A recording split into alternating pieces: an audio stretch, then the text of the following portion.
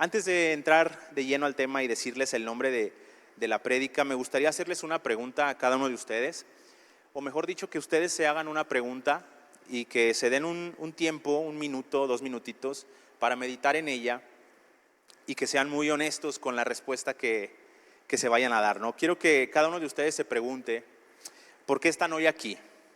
Háganse una pregunta a ustedes en su interior y reflexionen un poquito en ella, ¿no? Y digan, ¿por qué estoy aquí?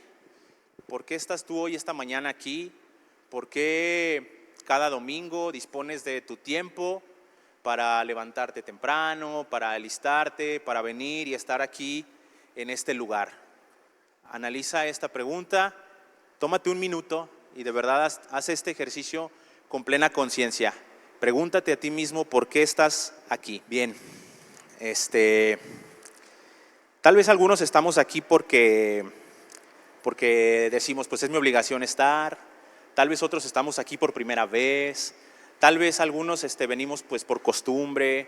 Tal vez algunos como yo en su momento, cuando recién empezaba a venir, venía pues por compromiso, porque si no venía, no me dejaban salir con en aquel entonces mi novia, quien es hoy mi esposa. Era la condición para que yo pudiera salir con ella y pudiera el domingo ir al cine, ir a pasear, hacer las cosas que nos gustaban hacer cuando éramos novios. Era requisito por parte de mi amada suegra que yo estuviera aquí, que Dios la bendiga. Y yo tenía que estar aquí para fin de que eso pudiera ser. Y en su momento, pues cuando yo venía, pues yo no vengo de una familia cristiana, pero sin embargo, pues tampoco era como de que yo dijera, ay no, yo no me voy a ir a meter ahí. Entonces, pues yo venía con ese interés. Y aquí estaba, ¿no? Pero poco a poco Dios empezó a hablar, poco a poco Dios empezó a hablar, poco a poco Dios empezó a hacer su obra en mí. Y hoy, después de un tiempo de estar meditando, de estar recibiendo de parte de Dios este mensaje, es que hoy he decidido compartirlo. La verdad es de que pensé mucho en hacerlo porque, por lo menos para mí, pues no es un mensaje que sea fácil para mí ponerlo en práctica, pero pues sin embargo creo que después de tanto y tanto y tanto Dios estar hablando y hablando y hablando de una y de otra manera, pues sería yo desobediente si no viniera y lo compartiera con la iglesia de Él, ¿no? La semana pasada, Judá nos compartía en su prédica un mensaje que para mí personalmente impactó mi vida. Fue justo el mensaje o la palabra que yo en ese momento necesitaba escuchar de parte de Dios, y lo sentí como una confirmación de lo que Dios había estado hablando a mi vida durante semanas o quizás meses atrás, y que es algo que creo que a nosotros como iglesia, como cuerpo de Cristo, nos hace falta empezar a tomar conciencia del por qué estamos aquí. Por eso yo iniciaba la prédica pidiéndoles que se preguntaran por qué estamos aquí, porque sin duda como iglesia nosotros tenemos un propósito, y yo he decidido poner el nombre de esta prédica como Dios cumplirá su propósito en mí. Ese es el nombre de esta prédica, Dios cumplirá su propósito en mí. Y quiero que tengamos bien en cuenta y bien en claro que todos estamos aquí por un propósito. En su momento yo les compartí ahorita que yo venía con el propósito de poder salir con mi esposa al cine el domingo en la tarde. Ese era mi propósito, ¿no? Pero sin embargo el propósito de Dios no era ese. Ese fue el vehículo, fue el instrumento, fue las circunstancias que Él tuvo que poner delante de mí para que poco a poco Dios empezara a cumplir su propósito en mí. Y lo sigue haciendo y lo seguirá haciendo como con cada uno de ustedes.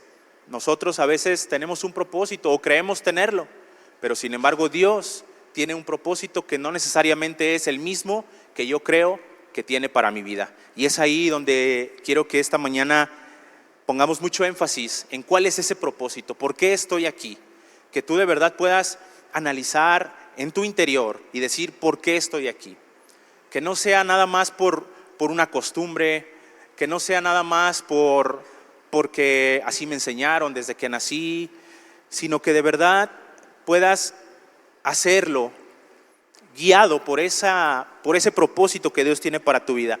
Y en la semana, mientras estábamos en el altar, hablábamos, ¿no?, sobre cómo es que somos, si éramos obra de la casualidad o no.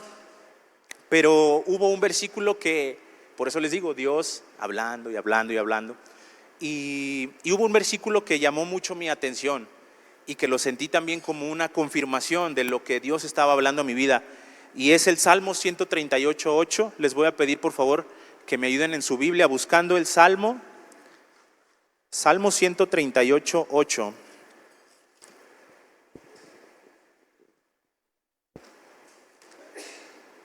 Salud.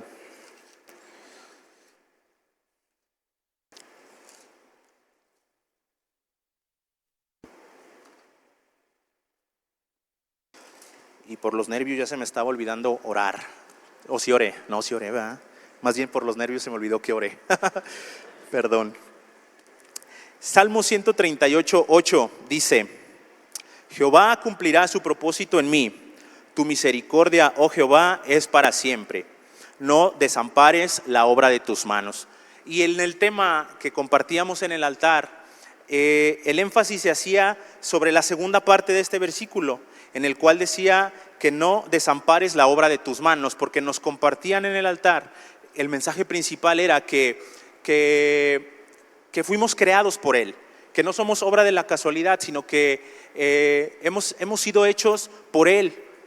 Pero a mí lo que me llamó más fuerte la atención fue la primera parte de este versículo, donde dice Jehová cumplirá su propósito en mí. Jehová cumplirá su propósito en mí. Y me hacía ver que Él de verdad tiene un propósito en mí, así como en cada uno de nosotros de los que estamos hoy aquí.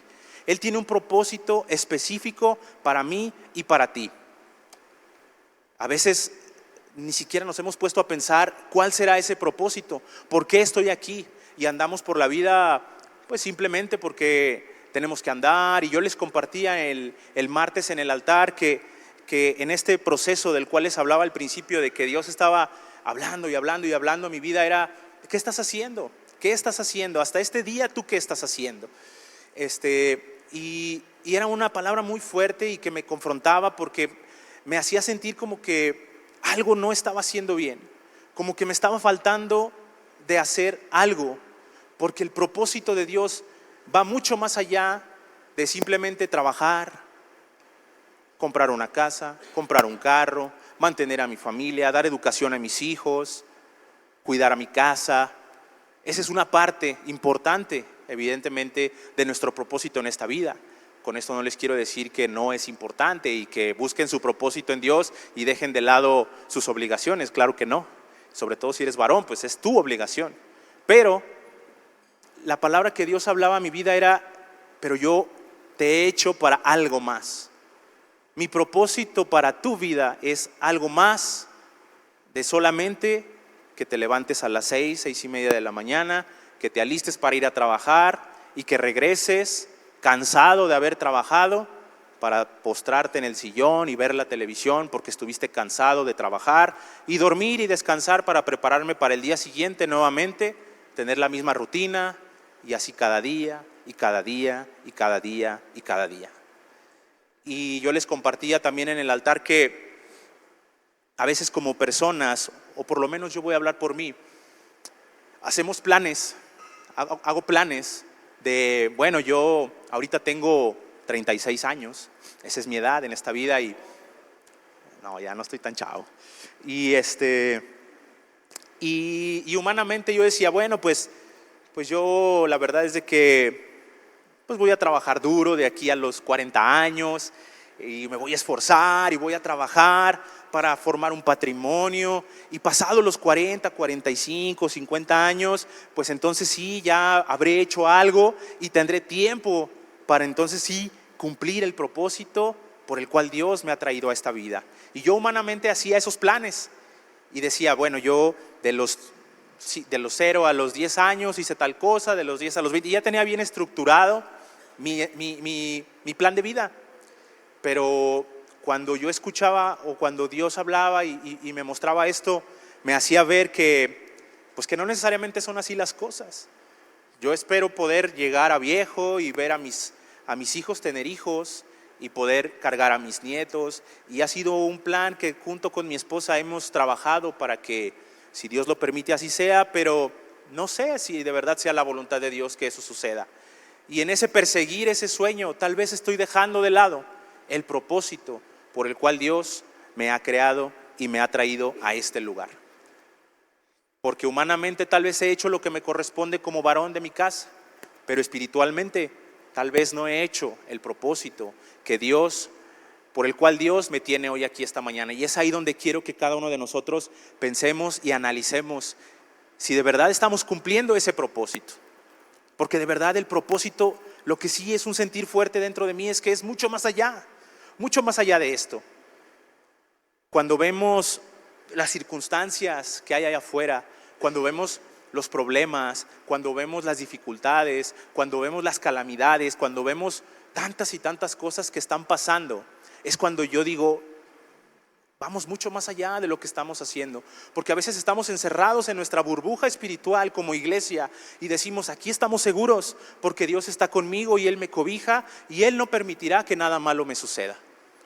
Y si bien es cierto, porque Él lo ha prometido, pero también ha dicho que nosotros como iglesia somos la sal, somos la luz. Y es ahí donde Dios me hablaba y me decía, estás siendo sal, estás siendo luz.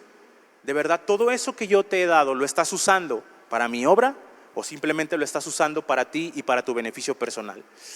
Y fue un golpe fuerte para mí el escuchar estas palabras de parte de Dios. Y la semana pasada me quebranté, por eso yo me acerqué con Judá y le dije, Judá, Dios te ha usado porque esta palabra que tú hoy has compartido era algo que Dios necesitaba hablar así de claro a mi vida. Y yo solo recuerdo 2, 3 ocasiones en las cuales en esta iglesia, en esta congregación, Dios ha hablado así de claro para mí.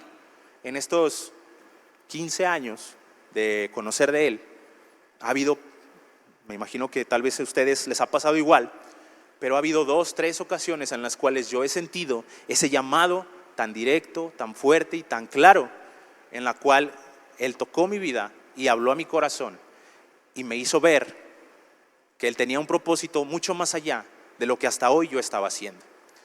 Y por eso fue lo que me animó y me llamó a hacerlo. No porque lo esté haciendo, no porque ya lo esté haciendo, porque si fuera así, quizás nunca lo haría. Tal vez nunca nadie de nosotros lo podríamos hacer o compartir, pero es un llamado de Dios para su iglesia que espera que de verdad seamos esa sal, que espera que de verdad seamos esa luz, que todo eso que Él nos ha dado, todas esas maravillas, todos esos dones, todo eso que ha puesto y que ha implantado en ti, que no te lo guardes para ti, sino que seas capaz de llevarlo más allá. A mí me dolía ver cómo en el mundo hay personas que sin conocer de Él están haciendo más por el mundo de lo que nosotros como hijos estamos haciendo. Y es ahí donde Dios me hablaba y me decía, mi iglesia es la que debería de estar allí, no esta persona o no esta otra persona. Él se mueve y Él dice que Él hará su obra, y si es necesario usar a las piedras, las va a usar. Pero qué triste que a los que hemos sido encomendados para hacer la obra no lo estemos haciendo. Y es ahí donde Dios impactaba, y es ahí donde Dios hablaba, y es ahí donde Dios me golpeaba con amor, porque Él me estaba mostrando lo que estaba esperando de mí como su hijo para hacer para su obra. Entonces, después de todo esto que Dios hablaba y me mostraba, leí una porción que me hizo entender un poco más el por qué es que nosotros como iglesia lo debemos de hacer. Vamos a buscar Lucas capítulo 9. Ahorita estamos serios, pero yo creo que al final Dios nos va a hablar y nos va a dar una palabra de ánimo y de aliento, y podremos estar contentos. No se me pongan tan serios.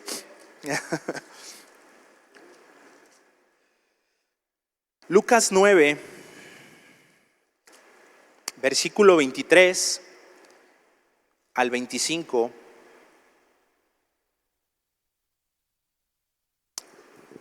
dice Jesús.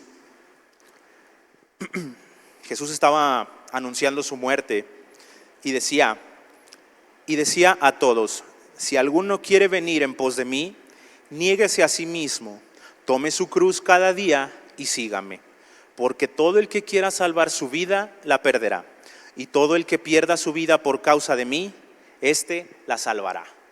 Y nuevamente Dios hablando y Dios diciendo: tienes que escoger o este mundo o yo. Porque no hay de las dos. Porque el que quiera ganar este mundo, la palabra es clara y dice que su vida la perderá.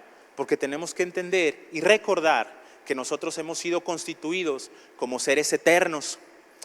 El problema es que a veces se nos olvida y vivimos tan enfrascados en este mundo que pensamos que nuestra existencia se limita a lo que sucede aquí, a lo que estamos haciendo aquí. Pero Dios me decía que hemos sido constituidos seres eternos y que el punto aquí es en dónde estará nuestra eternidad. Cuando todo esto termine, cuando el sufrimiento, cuando la agonía, cuando la desesperanza, cuando la escasez económica, cuando los problemas de salud, cuando todo esto termine, ¿en dónde estarás? Y es ahí donde, si de verdad tuviéramos el pleno entendimiento de que nuestro destino es en la eternidad con Él, haríamos las cosas de otra forma muy diferente.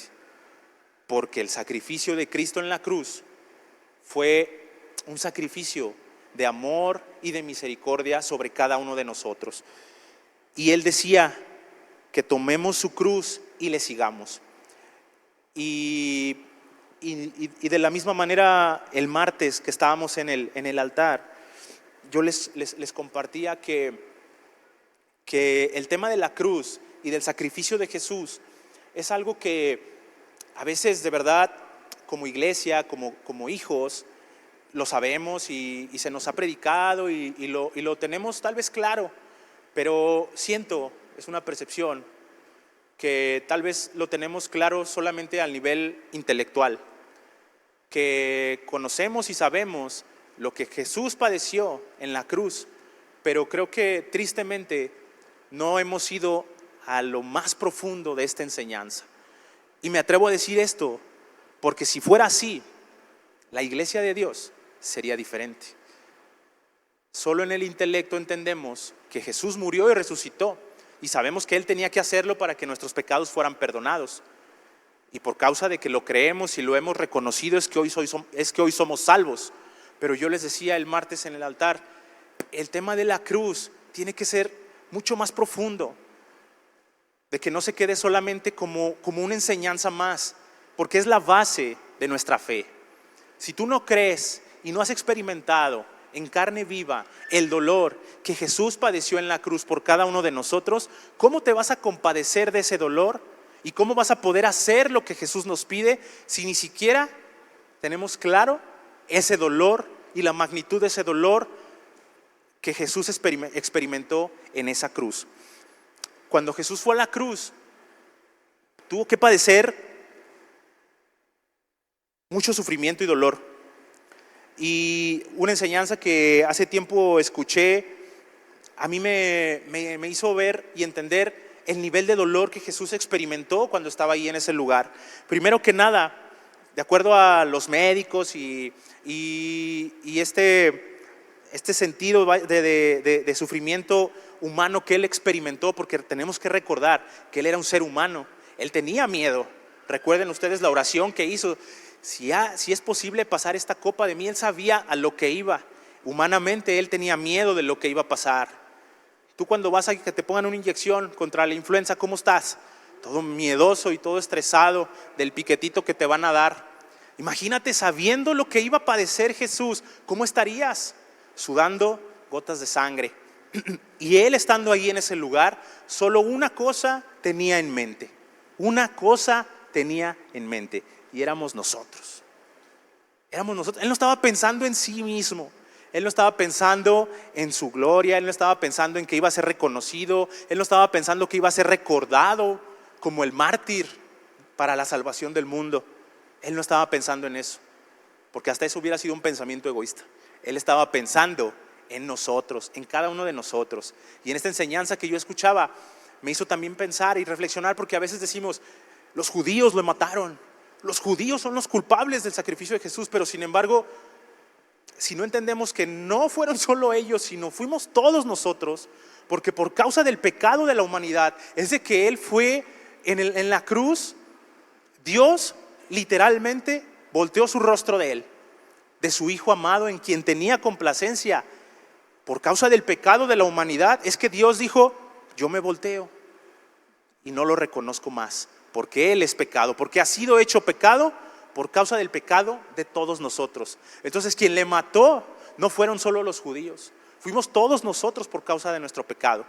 Y en ese sufrimiento y en ese dolor, Jesús padeció cinco, ¿cómo decirlo?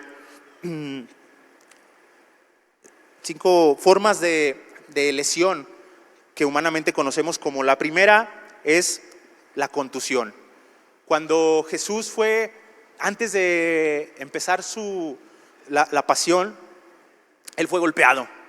Él fue golpeado por el ejército romano, golpeado en la cabeza, y ahí experimentó el dolor de la contusión. En segundo lugar, Él experimentó la laceración.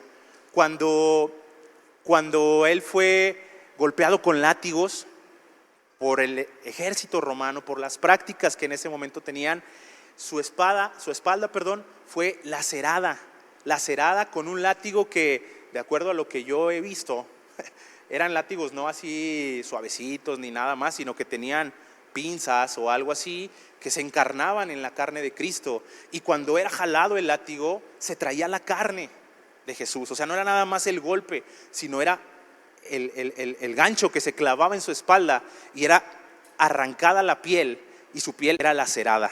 En tercer lugar, Él sufrió una penetración en su cuerpo cuando le colocaron esa corona de espinas. Esa corona que sus espinas fueron clavadas en su cabeza y penetraron e hicieron que sangrara, fue otra parte del sufrimiento de Jesús.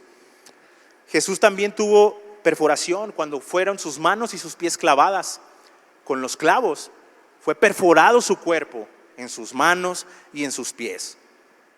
Y por último, hubo una incisión cuando una lanza fue puesta sobre su costado. Todos esos sufrimientos, todo ese dolor, todo ese padecimiento que hoy conocemos con estos nombres o términos médicos, fue lo que Jesús experimentó. No fue un simple piquetito, no fue una inyección. Y a veces digo, por eso tal vez era necesario que Él naciera en ese tiempo, porque en ese tiempo era cuando se tenía este nivel de sufrimiento y dolor, para que nosotros pudiéramos dimensionar lo que Él sufrió y padeció por cada uno de nosotros. Entonces, cuando Jesús me mostraba esto y yo podía entender un poco, porque pues de verdad yo creo que tendríamos que padecer corporalmente ese sufrimiento para poder entender el nivel de dolor que Él experimentó. Pero cuando espiritualmente Él me mostraba y me decía, todo eso lo hice por ti, todo ese sufrimiento, todo ese dolor, toda esa agonía, todo eso que yo sentí y que quise evitar humanamente, lo hice por ti. Y es cuando entraba yo en conflicto de decir, Él ha hecho esto por mí, ¿y yo qué estoy haciendo por Él? ¿Yo qué estoy haciendo por Él? Por eso nuevamente pregúntate a ti mismo, ¿por qué estás aquí? ¿Por qué estamos aquí? Que sea una pregunta que retumbe en nuestro corazón, y que no sea una pregunta que se quede solo el día de hoy, sino que sea una pregunta que día tras día tras día tú te puedas hacer en tus oraciones. ¿Por qué? ¿Por qué estoy aquí? Porque Él tuvo miedo, pero Él lo hizo con gozo y con alegría, para que tú hoy puedas estar aquí. Estamos muy cómodos con nuestros ventiladores, con nuestras sillas. Estamos en un lugar en el cual no nos va a pasar nada si compartimos la palabra. Estamos, la verdad, como iglesia, muy cómodos, y tal vez eso ha provocado que nos olvidemos un tanto del verdadero propósito por el cual Cristo fundó su iglesia. Bien, teniendo esto en mente, es más fácil entender lo que Pablo decía en 2 Corintios 4, 16 a 18. Vamos por favor a buscar 2 Corintios 4.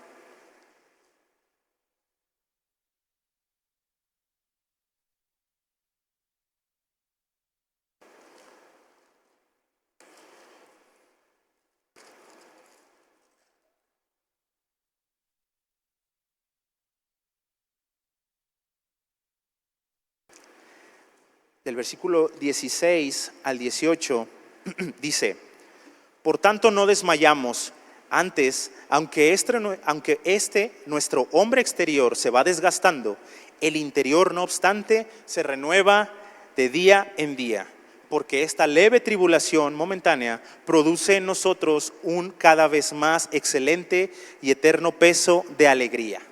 Y luego el 18 dice: no mirando nosotros las cosas que se ven, sino las que no se ven, pues las cosas que se ven son temporales, pero las que no se ven son eternas.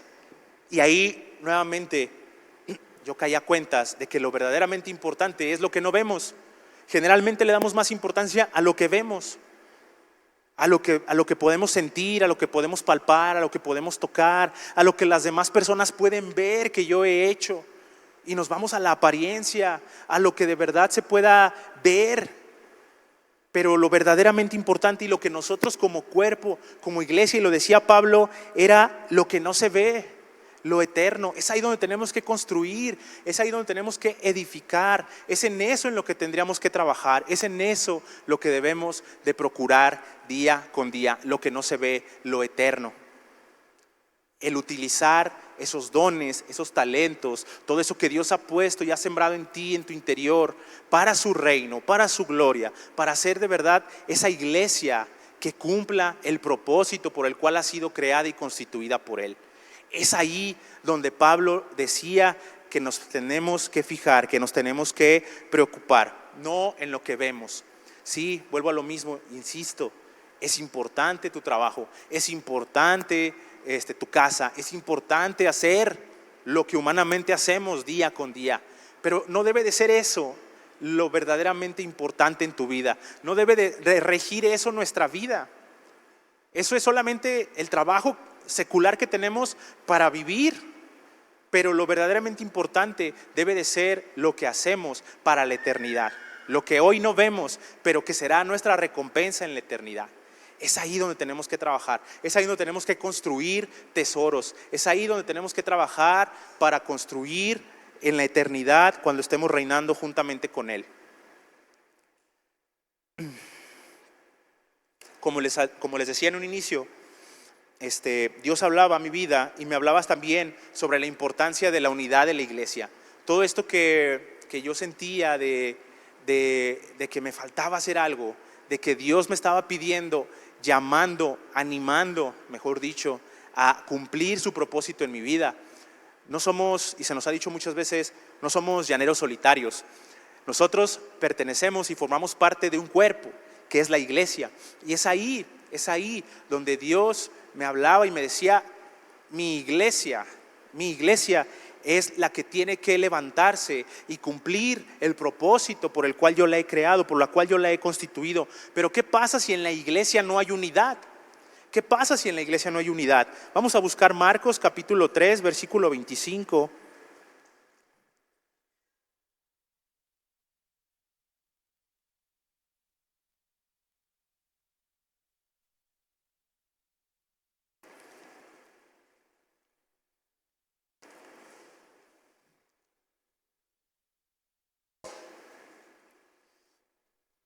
Y utilizaba a Jesús esta parábola que no iba necesariamente en función a hablar sobre la unidad de la iglesia, pero cuando leí esta porción me hizo ver un poco el sentir de Jesús sobre el tema de la unidad.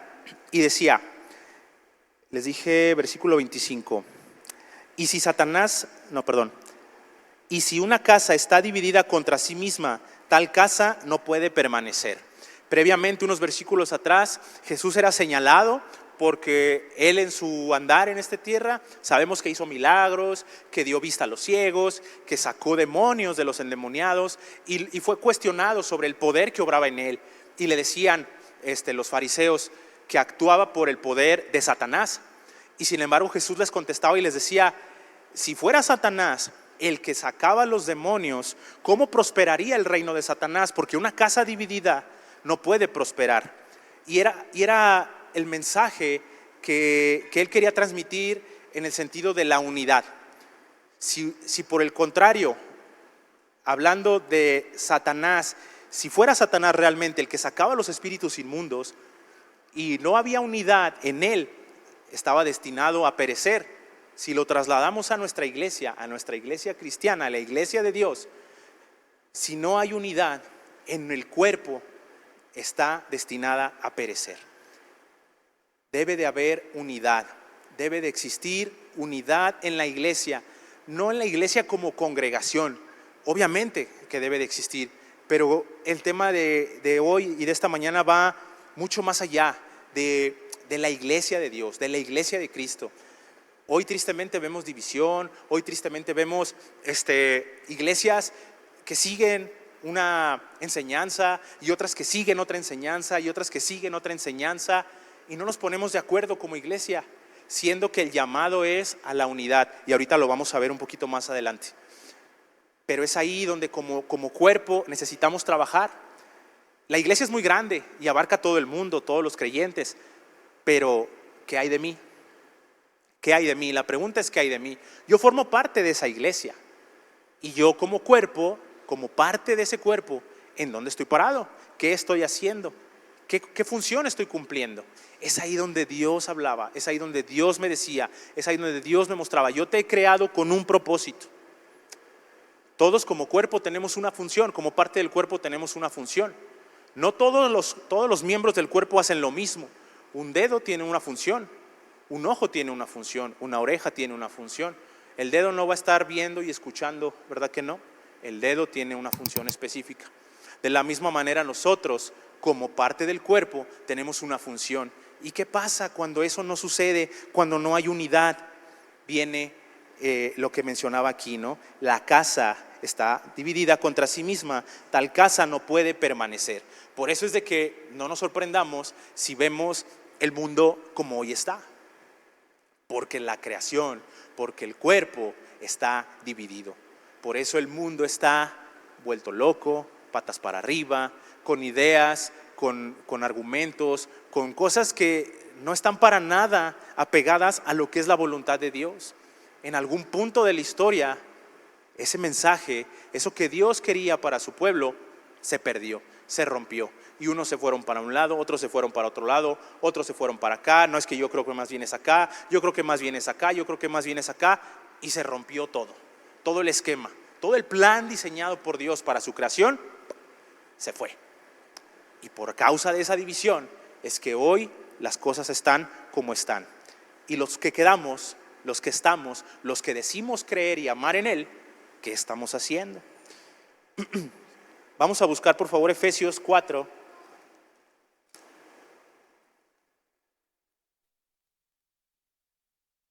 Válgame Dios.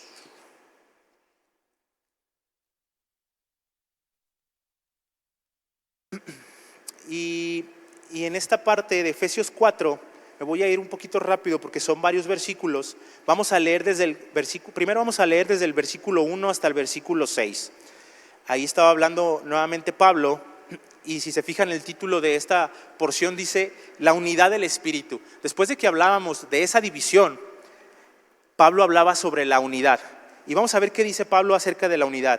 Dice: yo pues, preso en el Señor, os ruego que andéis como es digno de la vocación con que fuisteis llamados, con toda humildad y mansedumbre, soportándonos con paciencia los unos a los otros en amor, solícitos en guardar la unidad del Espíritu en el vínculo de la paz, un cuerpo y un espíritu, como fuisteis también llamados en una misma esperanza de vuestra vocación, un Señor, una fe, un bautismo, un Dios y Padre de todos, el cual es sobre todos y por todos y en todos. Ahí, si se fijan, Pablo trataba de mostrar a través de estas palabras que existe un común denominador, o que debería de existir un común denominador en su iglesia: un solo Dios, un solo cuerpo, un bautismo, un Padre. Eso es lo que como iglesia nos debería de unir. Es el mensaje principal, es el mensaje primordial, es el común denominador, es en lo que tendríamos que centrarnos. Si lo dices de una forma o lo dices de otra forma, si te vistes de una forma o te vistes de otra forma, eso realmente no importa. Lo verdaderamente importante es que nosotros creemos en un Señor, en una fe, en un bautismo, en un Dios y Padre de todos. Y luego después, en el versículo 7 al 12 dice: pero a cada uno de nosotros fue dado la gracia conforme a la medida del don de Cristo, por la cual dice: subiendo a lo alto, llevó cautiva la cautividad y dio dones a los hombres, y eso de que subió, que es, sino también había descendido primero a las partes más bajas de la tierra. El que descendió es el mismo que también subió por encima de todos los cielos para llenarlo todo. Y él mismo constituyó a unos apóstoles, a otros profetas, a otros evangelistas, a otros pastores y maestros. Es decir, él a cada uno de nosotros le plació darnos un llamado. No todos son apóstoles, no todos son profetas. ¿Te imaginas el desastre que habría si todos fuéramos pastores? Imagínate nada más. Pero no, hay pastores, hay profetas, hay maestros. Y en ese sentido, la voluntad de Dios es: en algo debes de estar, en algo debes de estar, porque si no, entonces estamos fuera. Debemos de pedir dirección y guía al Espíritu Santo para saber cuál es mi propósito en esta vida. ¿Para qué me has llamado? ¿Para qué me has traído? ¿Para qué estoy aquí? Señor, enséñame a entender y a reconocer cuál es el propósito por el cual tú aquí me has tenido. No importa si tengo 10, 15, 20 años, 30 años, 50 años, 100 años. No importa cuánto tiempo de conocerle, 1 año, 10 años, 20 años, 30 años. Eso no importa, hoy no importa. Lo importante es que hoy puedas tú pedirle a Dios dirección y guía para saber en dónde entras tú. En ese cuerpo, ¿en dónde entras tú? ¿Cuál es tu función en ese cuerpo? Y una vez que lo sepas, dar lo mejor de ti. Dar lo mejor de ti. Porque es lo más importante que tenemos en este mundo. Es la gran comisión, es por lo cual hemos sido llamados, es por lo cual hemos sido constituidos. No nos perdamos de verdad en el llamado de Dios para su iglesia. Y luego del versículo 13 al versículo 16 dice: hasta que todos lleguemos a la unidad de la fe y del conocimiento del Hijo de Dios, a un varón perfecto, a la medida de la estatura de la plenitud de Cristo, para que ya no seamos niños fluctuantes, llevados por doquiera de todo viento de doctrina por estratagema de hombres que para engañar emplean con astucia las artimañas del error, sino que siguiendo la verdad en amor, crezcamos en todo en aquel que es la cabeza, esto es Cristo, de quien todo el cuerpo, bien concertado y unido entre sí, por todas las coyunturas que se ayudan mutuamente, según la actividad propia de cada miembro, y recibe su crecimiento para ir edificándose en amor. Primero, a mí me llama mucho la atención la primera parte en el versículo 14, donde dice: para que ya no seamos niños fluctuantes. Hasta este día, ¿qué he sido en el cuerpo? Y eso es algo que cada uno de nosotros nos tendremos que preguntar. ¿Estoy siendo una parte funcional del cuerpo? ¿Estoy cumpliendo el propósito por el cual Dios me ha traído? ¿O estoy siendo un niño fluctuante que me dejo llevar por las corrientes del mundo? Y hoy escucho una cosa y digo: eso tiene sentido, a ver. Y luego escucho otra cosa y digo: eso también tiene sentido, a ver. Y ando fluctuando, brincando de un lado hacia otro, sin recordar lo que leíamos hace un instante de un solo Dios, un solo cuerpo, un solo Padre, una sola fe y un solo bautismo. Y por último, decía ahí: cada miembro de quien todo el cuerpo bien concertado y unido entre sí por todas las coyunturas que se ayudan mutuamente. Es decir, en esa parte del cuerpo en la que estemos, que seamos de ayuda, que no seamos una parte del cuerpo que estorbe. Luego he escuchado de repente, a mí me gusta mucho una serie de médicos que se llama Doctor House, no sé si la han visto ustedes. A mí me ha gustado verla. Y luego de repente hablan así como de que no, pues quítale tal órgano, no, pues quítale esto. Y digo: pues por algo está ahí, no, Dios lo puso con un propósito. Y a ellos se les hace como muy fácil, no, pues quítalo, córtalo. Pero bueno, si lo tienen que quitar es porque ya no está funcionando. Entonces, que no seamos como esa parte del cuerpo que tiene que ser cortada, sino que por el contrario, seamos una parte funcional del cuerpo de Cristo. Que nos quede claro que somos el cuerpo. Si no lo hacemos nosotros, ¿quién lo va a hacer?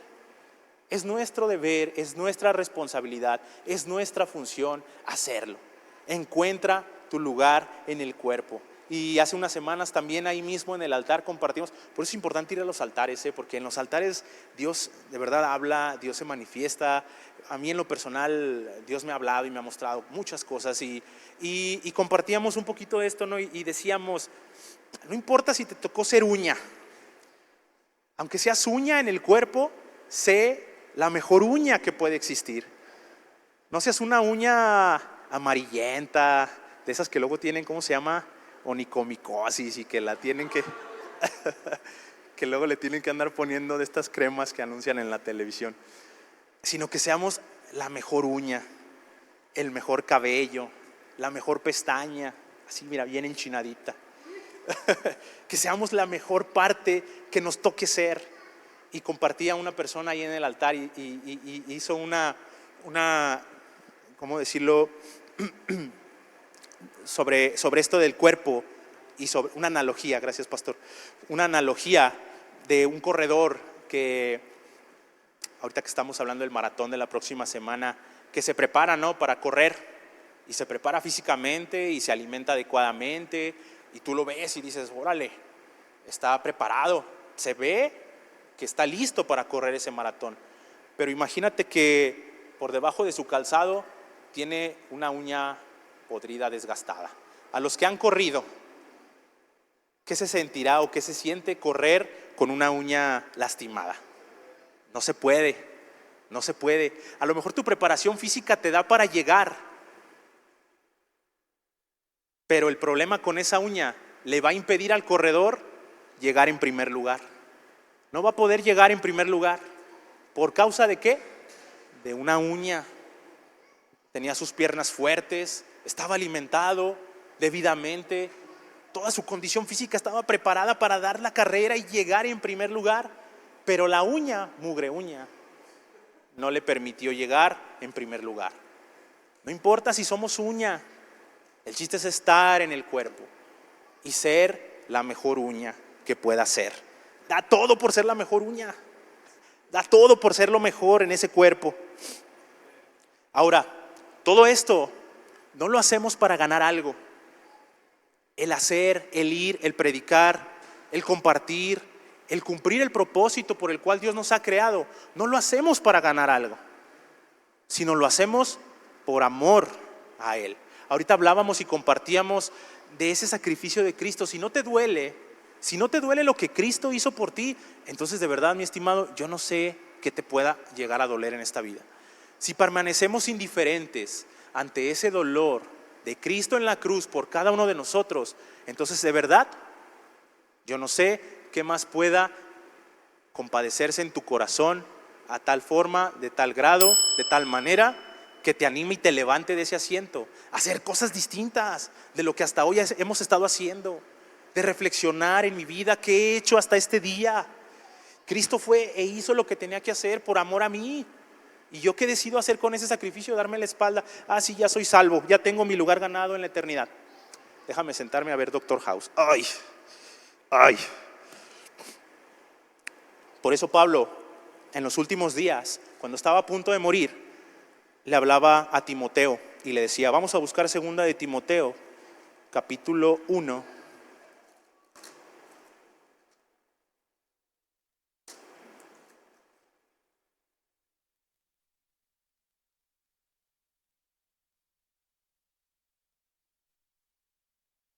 Oye, me lo robaron, Timoteo, aquí está.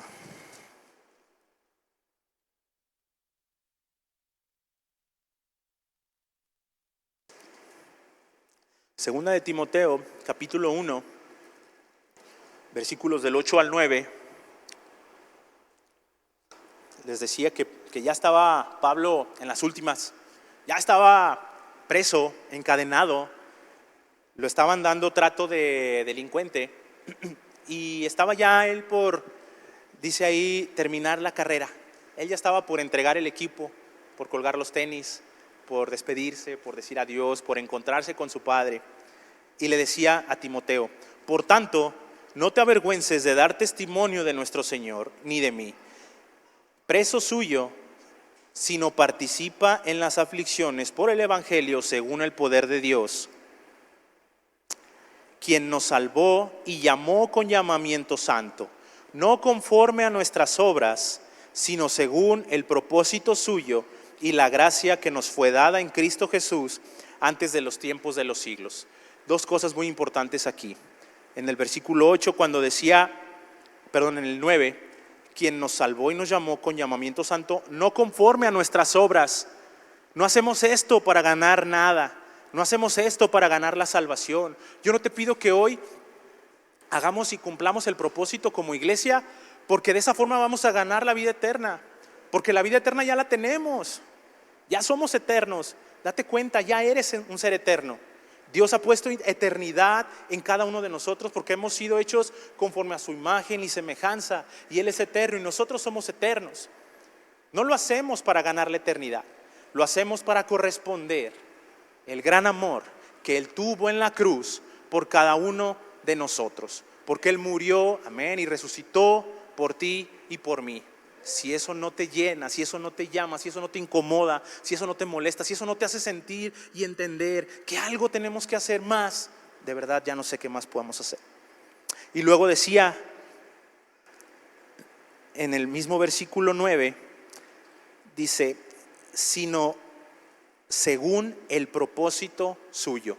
Yo empecé esta prédica hablando en el Salmo 138 sobre el propósito que Jehová tenía en mí, y concluye aquí en 2 de Timoteo que todo es por el propósito suyo. Su propósito en mi vida, que se cumpla su propósito en mi vida. Esa ha sido mi oración, no de hoy, ni de ayer, ni de antier, ni de hace un mes, ni 2, ni 3, desde siempre. Desde que yo llegué a los pies de Cristo y entendí de lo que se trata, he orado y pedido que Dios cumpla su propósito en mí. Y en ese caminar yo he desobedecido, yo he sido rebelde, he sido desobediente, le he dado la espalda. Pero sin embargo su misericordia es tan grande que hasta este día, a pesar de todas mis faltas, a pesar de mi pecado, a pesar de mi indiferencia, Él sigue cumpliendo su propósito en mí. No importa, de verdad no importa lo que hasta este día tú hayas hecho. No importa si hoy en la mañana te peleaste con tu esposo o con tu esposa. No importa, porque su misericordia se renueva cada día.